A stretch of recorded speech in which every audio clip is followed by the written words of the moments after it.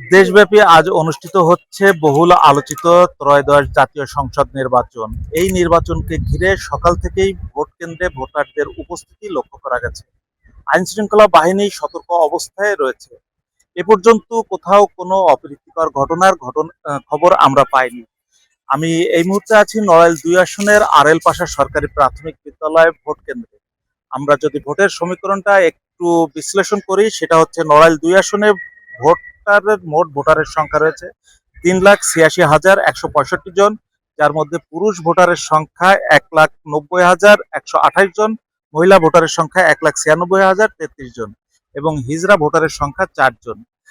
মোট ১৪৭টি ভোট কেন্দ্রে সকাল থেকেই ভোট গ্রহণ নিরবিচ্ছিন্নভাবে চলছে। আমি আরেকটি বিষয় আপনাদের সাথে শেয়ার করি। এই আসনে মূলত ভোটের লড়াই হচ্ছে ত্রিমুখী। এখানে দাঁড়িপাল্লা প্রতীক নিয়ে লড়ছেন আতাউর রহমান বাচ্চু এবং স্বতন্ত্র প্রার্থী কলস প্রতীক নিয়ে লড়ছেন আলহাজি মনিরুল ইসলাম এবং ধানের শীষ প্রতীকে রয়েছেন এজেডএম ফরিদুজ্জামান ফরহাদ। আমি এই মুহূর্তে যে খবরটি আপনাদের জানাতে চাই, দুপুর ২টা পর্যন্ত নড়াইল ২ আসনের টোটাল ভোটের শতকরা হিসাব যদি করি, সেখানে আমরা কন্ট্রোল রুম থেকে খবর পেয়েছি ৪৬% ভোট কাস্ট হয়েছে এবং নড়াইলের আরেকটি সংসদীয় আসন নড়াইল ১, সেখানে দুপুর ২টা পর্যন্ত ভোট কাস্ট হয়েছে ৪৫%। তো এই ছিল আমার কাছে নড়াইল থেকে সর্বশেষ খবর।